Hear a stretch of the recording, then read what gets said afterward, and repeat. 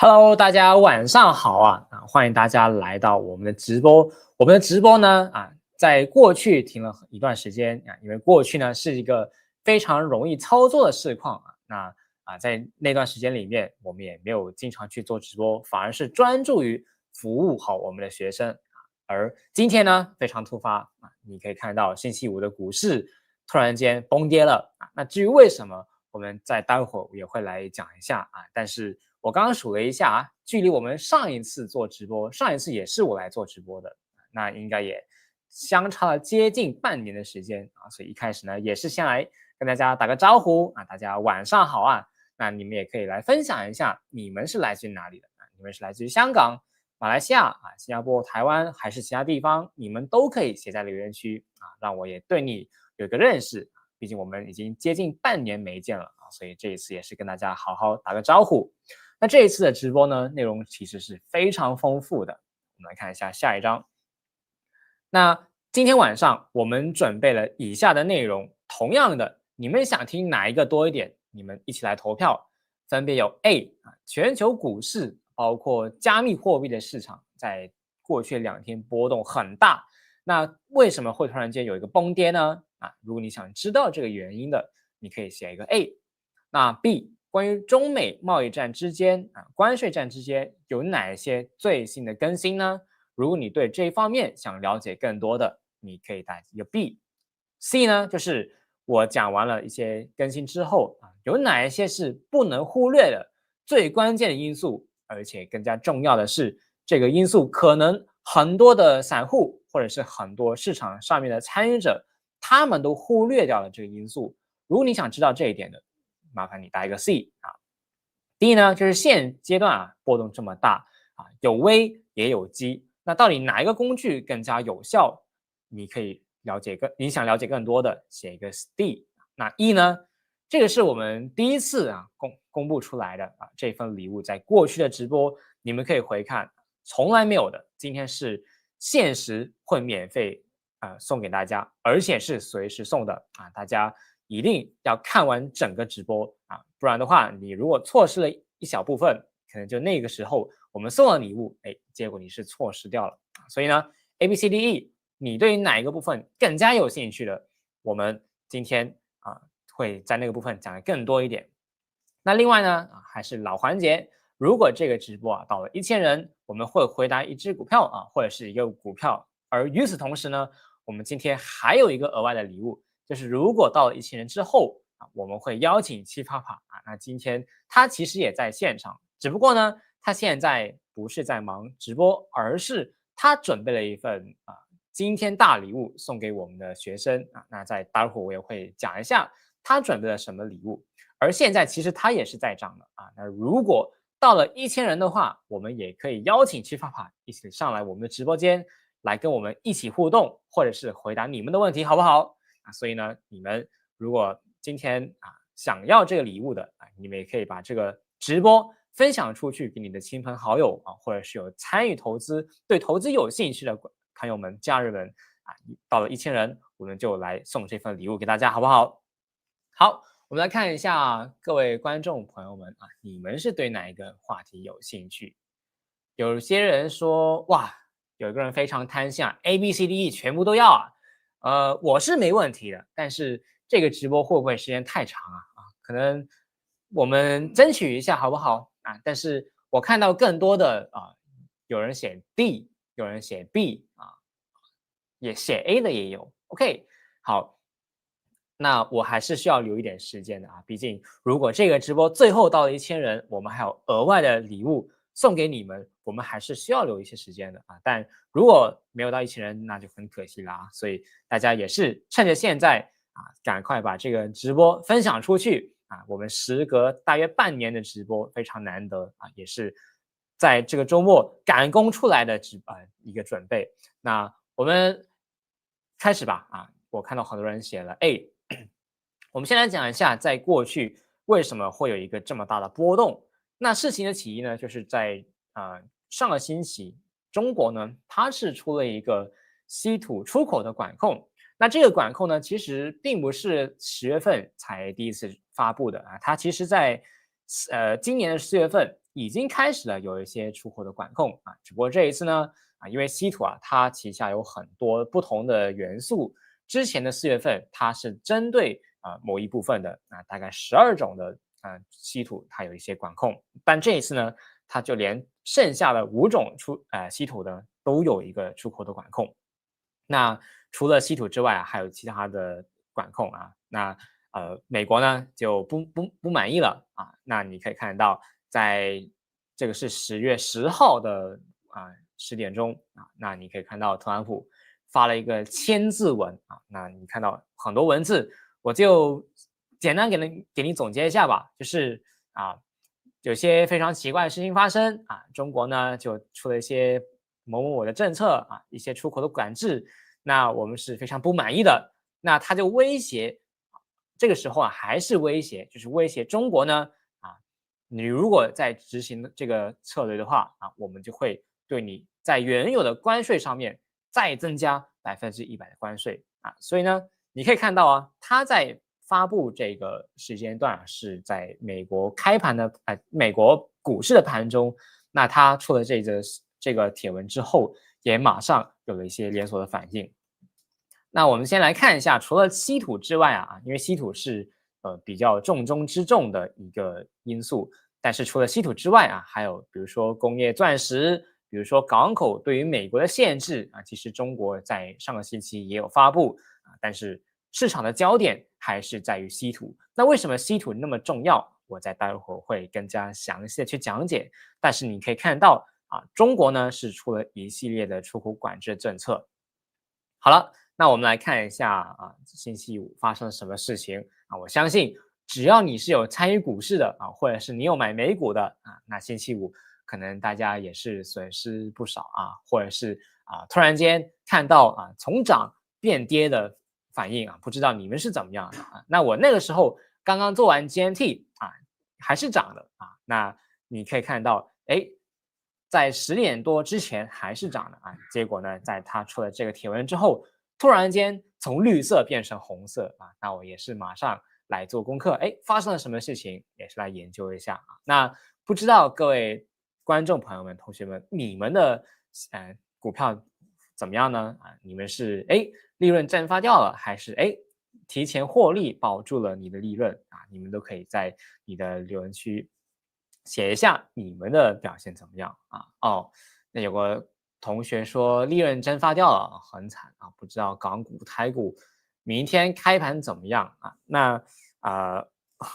现在还有很多不明朗的因素所以明天应该会有一个猎盘的低开。哇，有个同学说非常好星期五的下午猴财清仓全走掉了恭喜你那关于这个星期一是一个布局机会，还是一个最后的逃生门那如果有时间，最后我也来额外讲一下那你可以看到，就是因为一则帖文特朗普对于中国那边不满意，所以呢，股价是有了一个暴跌。那你可以看到呢除了美股之外，其实环球的股市都有影响的，而我们更加关注的当然是中港股那你可以看到中港股呢影响其实是更大的那因为美国对于中国的一些制裁，对于那些股市对于那些企业也是有影响的而你也可以看到市场呢是有前瞻性的，他看到特朗普出了一个帖文威胁之后，市场也是马上有一个反应所以呢，星期五的晚上虽然港股是休市没有开的，但是如果我们来看一下恒生指数的期货那这个是恒生指数的期货在晚上你可以看到恒生指数已经出现了反应，是暴跌了5%那确实跌得很急，而且是没有征兆的在那一天的盘中还是在涨的，但是在突然间出了这个帖文之后，从涨变成跌，最后 QQQ 是跌了3.5%，那标普500也是跌了2点几是一个自从关税战4月几号之后到现在就近半年时间吧是下跌的幅度最大的一天所以你可以看到是非常惨烈的一天那你可以看到另外一个比较多人关注的就是一个风险的资产，加密货币当中我拿比特币做一个例子吧你可以看到在星期五的盘后，突然间也是跌得很急那比特币呢，最高是跌了超过10%一天之内跌了超过10%那我刚才在网上看了也有不少的人爆仓了当然，最大的老大哥比特币它跌了10%，那老二以太币我刚看了也是跌了最大的跌幅，接近20%那更不用说其他的什么那些垃圾的货币Dogecoin 或者是其他的，更不用说可能有一些是跌了超过50%，甚至是直接归零所以你可以看得到风险的资产比特币它是下跌了很多非常急，而在这个过程当中也有不少的人爆仓了那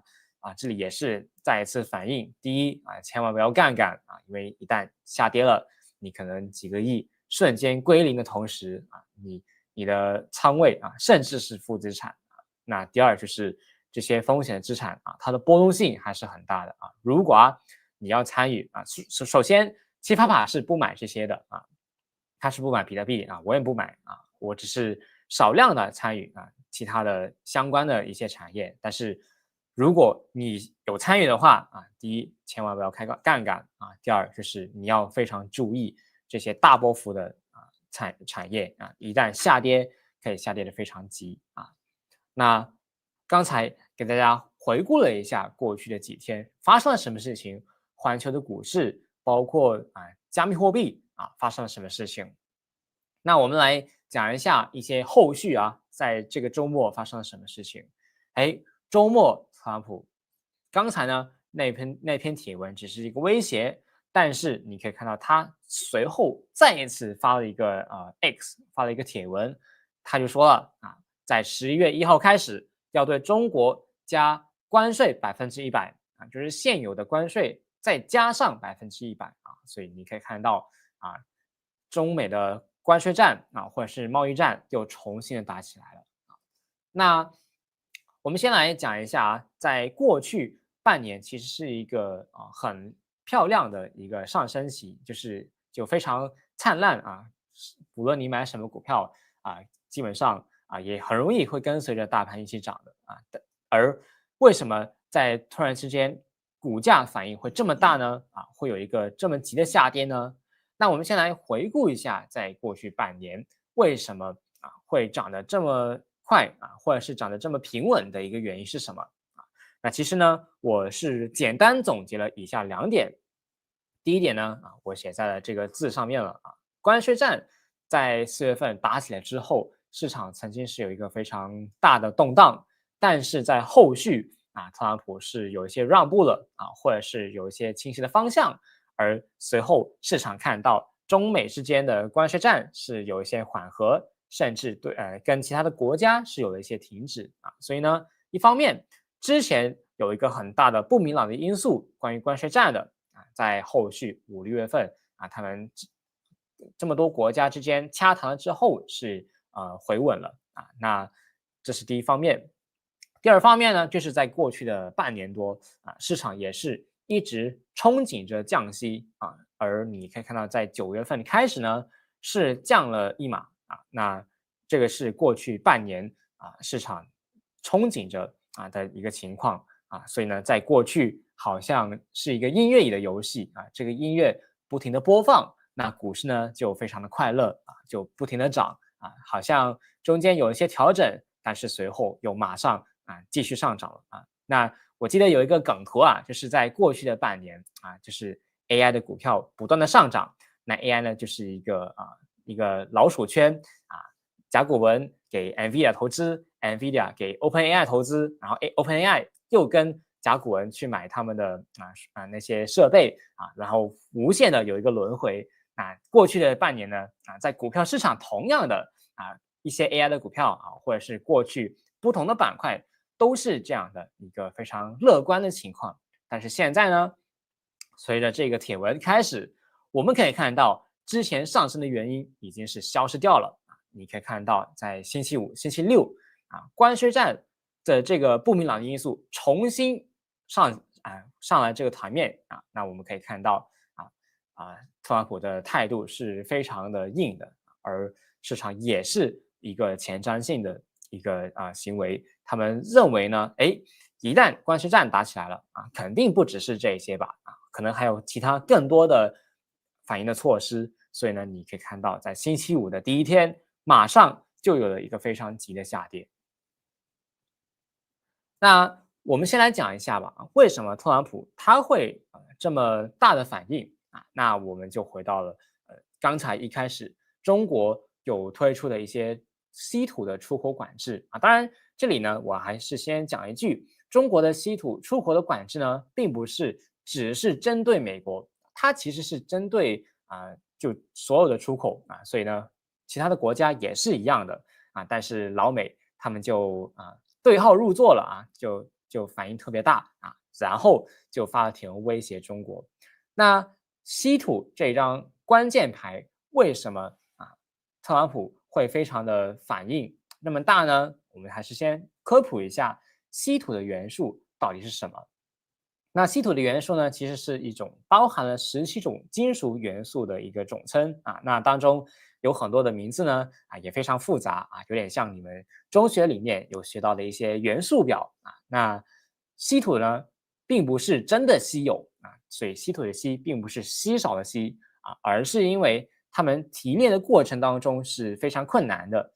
分离的成本呢是非常高的比如说你要开采提炼稀土。其实在这个过程当中呢，也是对环境有造成很大的污染也是同时间可能对身体有一些有害那在这个过程当中，其实也会对整体的环境造成很大的污染。所以在过去呢，一些一线的国家比如说美国他们是不愿意去做开发稀土的过程，因为谁会想要去开发稀土那么花时间花精力，但是回报可能没有那么大而且还污染环境这是一个最关键的点，还要污染自己的环境，谁会想要去开发这些稀土当然是外包出去给其他的国家所以呢，你可以看到，其实美国呢，它是没有那么集中精力或者是投放资源在开发和提炼稀土的这个领域里面因为它的副作用呢是非常大的。而过去它的解决方案就是交给其他的国家去开发稀土，然后我出钱出美元来买你的稀土就好了所以呢，这个是过去的非常和平的时候的一个操作的方式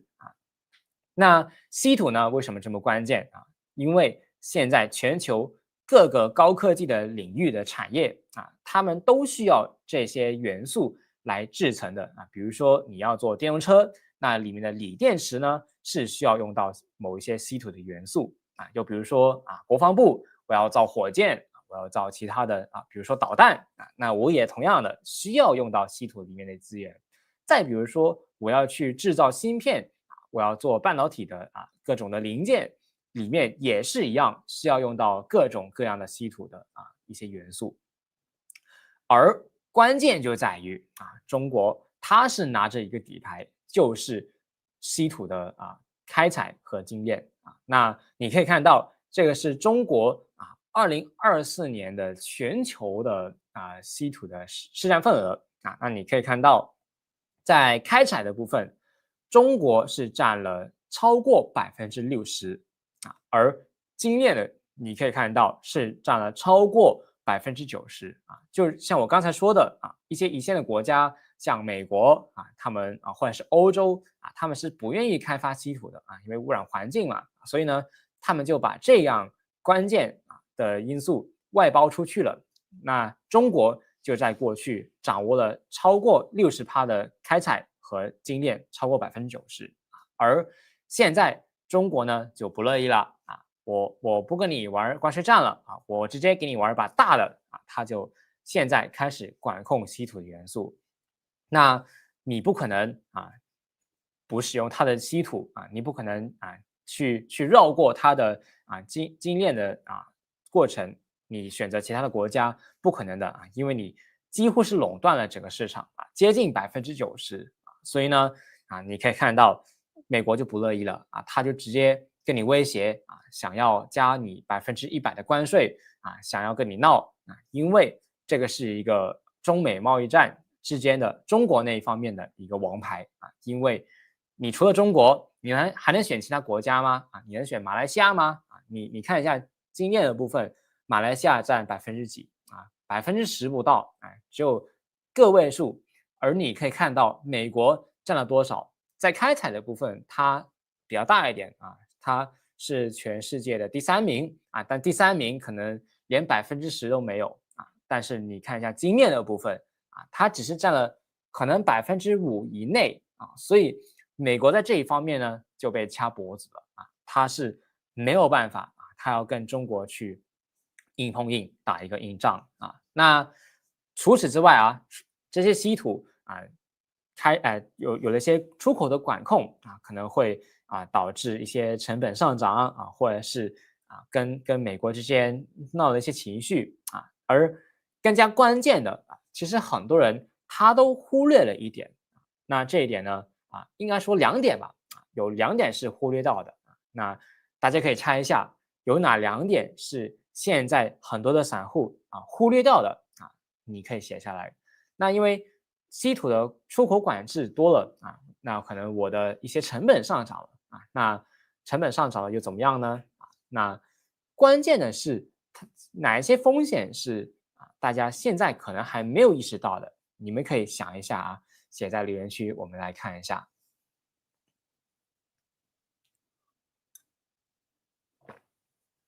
OK 啊，有人说先是第一大经济体美国股灾，然后全球股灾啊，这个不知道啊，我们没有水晶球约翰同学说可能会通胀啊，这个是一个潜在的因素啊。好，我们来看一下有没有其他的同学，你们有想到一些潜在的风险。哦，看来没有啊，那我们来公开一下吧。那第一点就是我们现在看到除了稀土之外更加关键的是什么？就是这些不明朗的因素关税战重新打起来了，而与此同时现在呢，中国的态度是更加的强硬的之前中国可能是一种忍让的态度你要搞我好吧，你搞我吧那我就忍一忍然后再后来到了今年中国被加关税了那好，我也加回去我也采了一个比较强硬的态度采回去。那这一次呢，不只是加关税那么简单了中国呢是更加有底气它对于美国更加忍让不了了我觉得加关税已经不够了我要再来点狠一点的辣椒，那它就出了这个除了出口这个稀土它有管制之外在这个周末这个是我在准备这个直播的时间突然间又收到了一个新闻，就是它又对于锂电池的出口呢更加管制了那现在呢，除了锂电池，除了稀土之外，下一个是什么？我们不知道我们不知道它跟美国要玩多大有可能下一步是其他的东西又或者是比如说美国要制裁中国，它又要打压，比如说晶片或者是其他的技术都要去做一些管控那2个国家你可以看到现在的态度是越来越僵硬而是没有任何的退步的那如果再这样僵硬下去，最差的情况是什么我们不知道但如果要看一下以前的历史在这种背景之下就如果其他的国家有这种贸易的僵持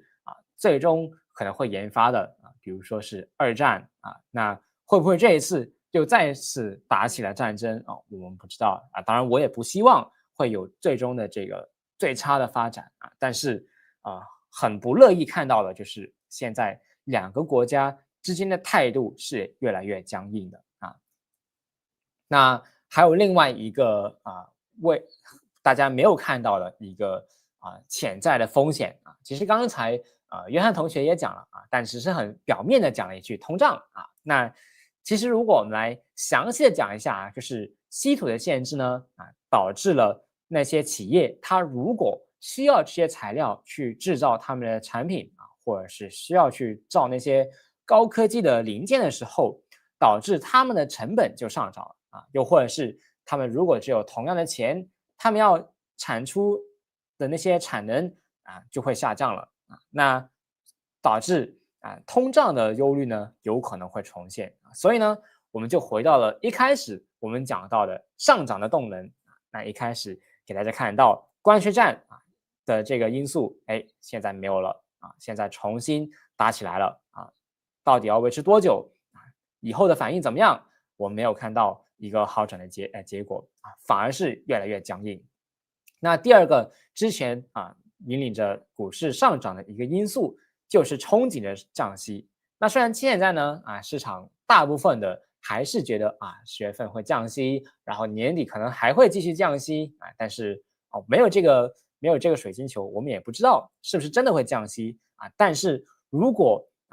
你看到稀土的限制导致那些企业的成本上涨了产能下降了他们的利润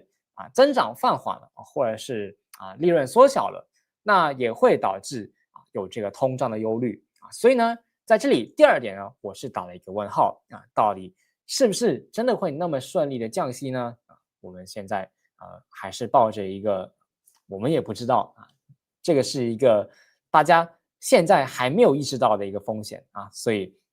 这个是我今天的直播想带出来的2点非常重要的，市场呢是没有看到这2个风险那我看到现在的直播呢有800多个人非常感谢你们支持大家也可以把这个直播分享出去给更多的家人们朋友们那这个直播到了1000人的时候，我们会邀请七啪啪出来那七啪啪就坐在我的对面他现在在准备一些很有价值的内容，待会儿我会分享他准备什么 OK 好，那这个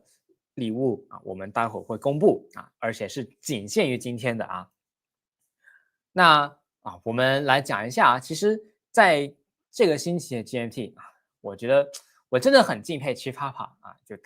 我跟他都没有水晶球但是他就讲到了，其实现在呢市场已经非常的高涨了非常多他也讲到了一点非常重要的，市场呢是低估了中国和美国之间的2个国家之间的风险他觉得现在是世界和平了但其实真正的风波还没有掀起来这个是七啪啪在这个星期五就你可以看到10月10号就是这个星期五，在大盘下跌之前，在特朗普发了那篇帖文之前的那几个小时在 GMT 里面有讲到的所以我真的非常敬佩他在座有没有 GMT 的同学，你们可以见证一下你们这个星期五是不是听到七啪啪他有一个非常苦口良药的一个提醒你们如果有见证的，你们也可以写在留言区里边那你可以看得到现在市场意识到了这个中国和美国之间关税战重新打起来了，但是还有没有其他的风险呢所以这个是我们今天直播想带出来的，而现在七啪啪也在准备着一些内容，他有看到一些潜在的风险在之后他会在 GMT 里面更加详细的去讲所以呢，你可以看到在这一段时间我们应该怎么办如果你现在想投资股票或者是你已经是参与了股市，你现在应该怎么办呢其实第一点我们在看到股市在上个星期涨了这么多的时候其实已经要非常警惕的一点，就是我们千万不要跟着市场的情绪他们在过去是非常兴高采烈的非常非常澎湃的。你可以看到，无论是港股，或者是美股港股在国庆节的时候，每一天都在不断的上涨或者是美股也在不断的创新高所以第一点，市场在不断创新高市场情绪在不断高涨的时候，我们是要有一个在意识啊，不要跟着市场一起那么高兴啊，我们要做相反的啊。那第二点呢，就是你可以看到在现在啊，股市已经开始了一个下跌啊。那我刚才看到啊，有同学非常高兴想要趁着去捞底啊，想要趁着它下跌了3%2%或者是港股下跌了5%，就想要去布局趁低的买入那七法帕呢这个我就分享他在星期五的 GMT 里面的那一番话，就把它搬出来分享给大家。那他有讲到，其实一旦中国和美国打起来了重新打了关税战，很多的因素其实是我们没有想到的所以大家如果趁着这个股市下跌的第一天，马上想要去捞底想要去布局的话你就要小心了他也讲了一个非常好的比喻，比如说在他千禧年的时候，我记得那个时候我还没出生但他有讲到他看到股市已经下跌了30%，哇哦，看上去是不是很便宜？他想要去布局想要去买入结果呢，他没有想到那一次的科网股泡沫跌了30%之后，还可以继续下跌那些之前非常强势的那些股票涨得非常强的Amazon好像很好，对不对或者是其他的股票，那个时候.com或者是其他的雅虎那个时候非常风光的科网股调整了50%，看上去很便宜，是不是结果跌了50%，还能再跌90%甚至有一些是在那个时候跌停牌的所以我们不是说这一次的调整会像科网股爆破那样会跌这么多而你要知道的是如果你要去接飞刀它其实可以跌了10%之后再跌10%而现在只是刚刚下跌的第一天所以这个是大家要非常警惕的一点OK 有同学帮我总结的非常好千万不要接刀这个是大家要警惕的那好了，我们来公布一下七啪啪他在准备什么那如果在座的观众朋友们，你们是 GMP 的同学，这里我要公布一个好消息给你们那我们星期二会有一个加开的 GMP 环节这个机会呢是非常难得的我们有史以来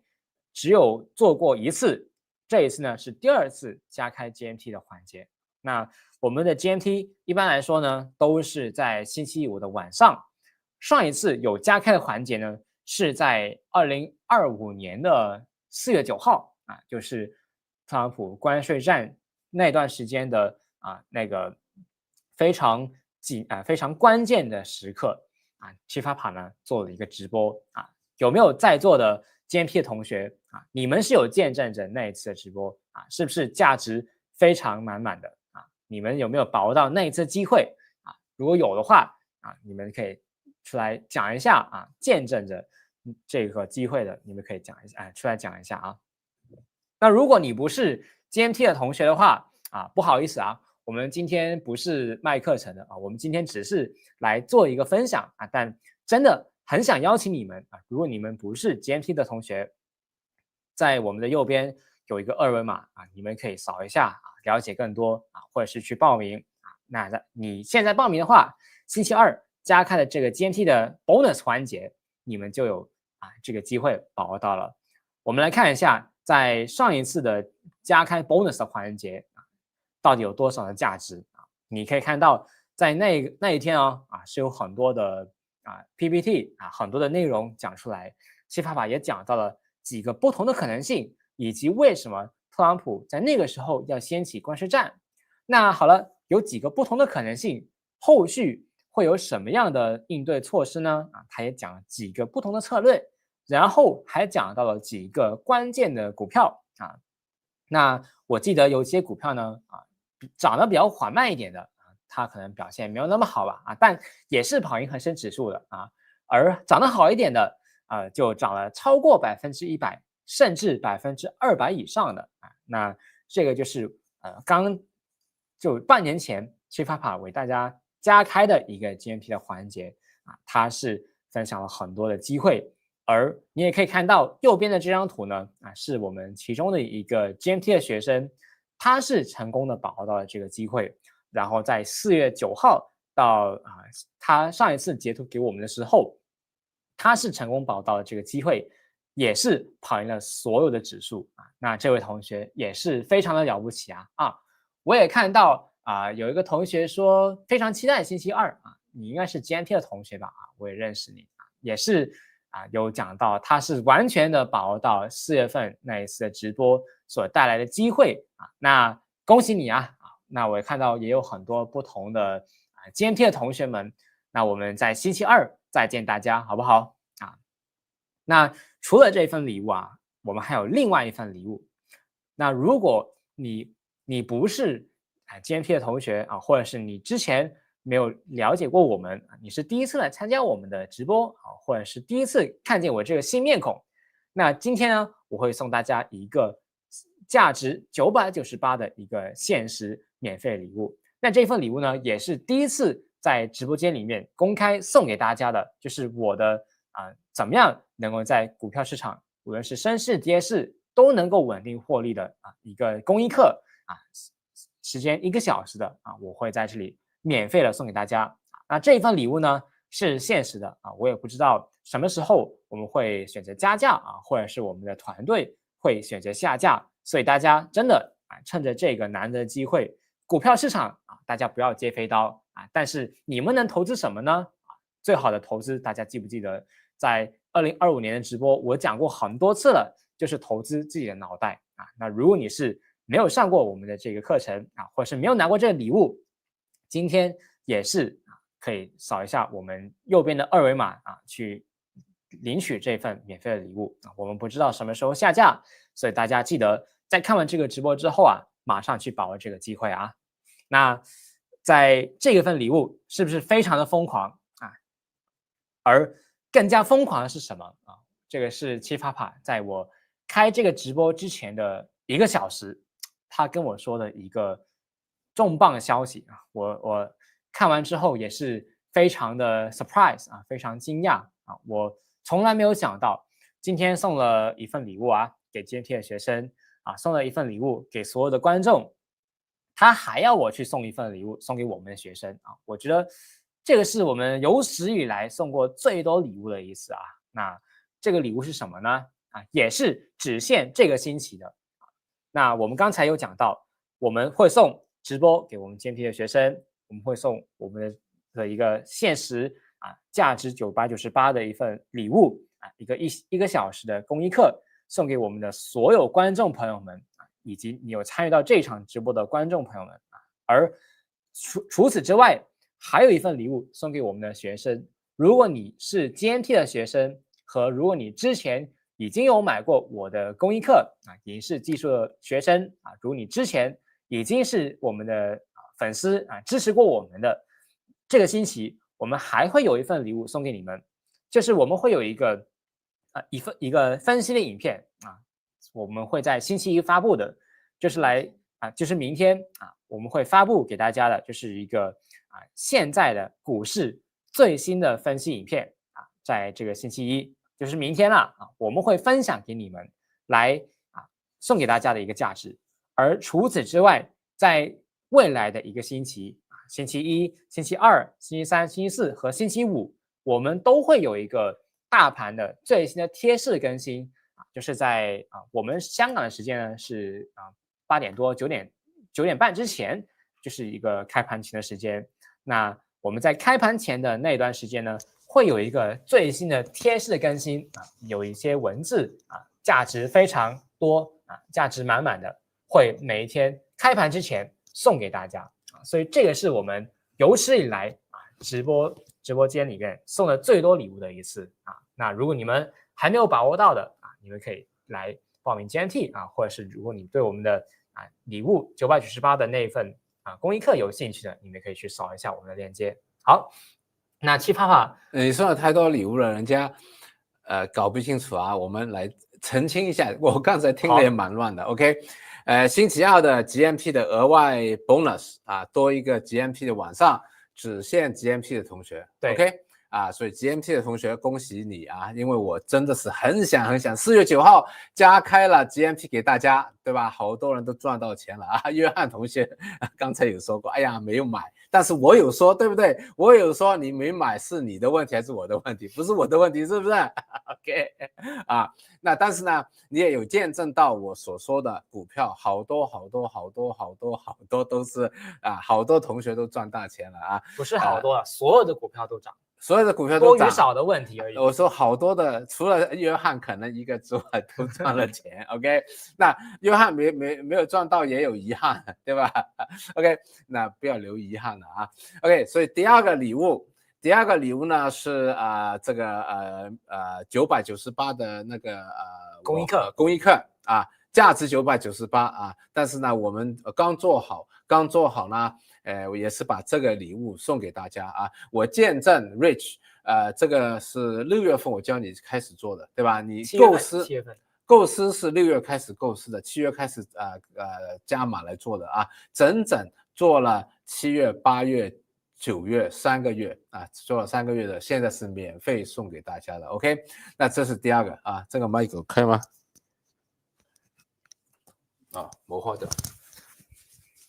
OK。那第三个礼物呢是今天7点钟我才叫他做的啊。OK， 我来了这里之后，我说Rich， 现在市场这么动荡啊，我们有能力赚钱，我们要把这个能力分享给人家。OK， 所以呢你就忙一点了啊，星期1、2、3、4、5天 ，OK， 这个星期5天，美股开市前。技术分析怎么看用文字或者用视频因为有时候他星期晚上和星期五晚上有 GMT 的课程，对吧？所以我们事先看好了这个美股的技术分析当然了没有保证说100%准确的，对吧？但是大家知道 Rich 的技术分析也是非常命中率很高的Rich 会事先开盘前的判断技术分析。星期1、2、3、4、5额外的5课送给我们尊贵的 GMT 的同学，还有他的银饰技术已经买了课程的同学。当然，你没买的话，马上买也能有这个优惠所以错过的机会是回不了的，对不对？我们不知道特朗普下次再请客是什么时候请客了但是不一定说每一次特朗普这个股票跌下来就马上就要买这个技术分析就是帮大家寻找哪一个切入点，哪一个买入点还有就是怎么做风险管理，你不懂的话千万不要做，你不懂的话会死得好惨我刚才看到160多万人爆仓这个它的整个仓位是被斩掉买加密货币比特币被斩掉而且不少还负资产是160多万人我的天160多万人被斩仓不是买比特币是倾家荡产归零160多万人对不对？所以大家明白为什么 Papa 一直跟大家说，你不懂开车不要开车车子不危险你危险，对不对所以你不来学，我不能保证你，我不知道你学了什么以前赚钱不代表这个星期你赚钱，下个星期你赚钱，对不对？以前谁都说闭上眼睛买加密货币比特币，现在是160万人归零被斩仓什么叫被斩仓就是没钱了，被斩了，被抛售了所以大家真的是就是我们的同学，我们尽量帮你赚钱帮你这个降低风险，对吧？起码约翰同学没有被爆仓没有赚到，但是没有被爆仓。你不买，我不关我什么事的，是不是但是呢，真的是再次邀请大家为什么邀请大家我给大家看一个东西不是来炫富，我给大家看一个东西，我不知道你看不看得到，看到吗？4月9号我有做功课，到现在股票是不是跌下来了？已经跌下来了，对不对？4月9号到现在1500多万这个反过来对不对1500多万，我个人的仓只是一个啊，我还有另外一个仓啊，另外一个是比较长期持有的这个富途仓，跑赢所有的指数，对不对？刚才那个同学比我厉害，因为我年纪比较大，还是分散了很多人家知道的阿姨股啊，那些跑不动的股票啊，派股息的但跑不动的股票，还有好多的现金啊，我比较保守，对不对？所以刚才那个同学也是看了爸爸的同样的分析，他比我做得好，是不是啊？所以不要再说我要赚你钱了，对不对？我想分享一点我赚的钱给你，对不对？当然不是我给你，但是方法我给你，我有这个能力做分析，我有这个能力看星期二晚上我给你，对不对？本来我星期二想去深圳玩的，最近我在做一些物理治疗，现在星期二都不去深圳了，物理治疗都不做了，为了大家，OK？所以你想不想像788一样，下一次再看的时候？10月10号之后再给你看一下图的时候，10月10号他下一次做直播的时候，想不想有一些这样的数字，对不对？好不好？今天不够1000人，没有回答问题了，差好几个，这好几个。世界上能赚钱发达的人，永远是少数的人。把这个金句写下来，对不对？你今天你能出现少数的能出现在我们这个频道里啊，这个已经是这个离财富近了一步了，对不对？这样懂得把握，拿到机会的财神也给你机会，你要接收的。我们给你免费的礼物，你要接收的。我送你额外的 GMT 礼物 ，Rich 星期1到5给你5个额外的技术分析的帮助。我们做到已经差不多了，是不是你还不发达？约翰同学，你要好好发达了，对不对？OK，好，那大家真的把握一下最后的那个机会，大家可以把那个二维码发出来。好，那如果你还没有把握这个机会的，真的赶快扫一下无论是上面那个还是下面那个二维码都可以扫那我们今天的直播很遗憾我记得最高峰也才900多个人所以虽然你出来了但是他们有什么问题的话都没有办法回答了。星期二回答，星期二回答，OK。所以大家最后如果想听他星期二的那个分享，就记得扫一下上面的那个二维码，OK。那我们今天的直播就到这里结束我送一句话给大家了我真的看了还是忍不住送一句话给大家。大家这里好多人都有自己的意见，但你想一想。你的脑袋、你的头脑、你的逻辑分析等等等等，到底能不能帮你赚钱？有时候我们要清空自己的脑袋，除非你已经是李嘉诚的脑袋、巴菲特的脑袋、Howard Marks 的脑袋、Ray Dalio 的脑袋成功人士的脑袋、788的脑袋，对不对？93%的散户长期是在股票市场输钱的，93%。你说有这么多吗？我没输钱对，时辰未到。所以呢，今天给大家的最好的就是不回答大家礼物，但是也要送一个礼物给大家就不回答大家问题但是也要送多一份额外的礼物给大家。我看上面呢又要捞底啦，又要什么啦，又要什么啦。我感觉上，当然我不能一定说你是错的，我感觉上你想出来的东西，大多数可能会除非你已经很厉害了，对不对但如果你不学习不提升自己的话，93% 的散户，我不能说你了，对不对？我没有这个资格说你了。93%的散户长远是输钱的，到现在为止过去5年买美股基本上都赚钱的，买港股最近1年半都赚钱的。但要记住，长远来说，93%的散户是输钱的。什么时候输？什么时候输？OK， 想想看了我希望这一次不是这一次或者你不是那93%的人，对吧？最后送给大家，怎么和善也好，怎么也好，不要靠自己脑袋去判断，很危险。OK 啊，那个何塞的那个问题，不如你星期二回答吧。OK， 好，那我们今天也很高兴看到大家的参与，我们下一次直播再见，拜拜。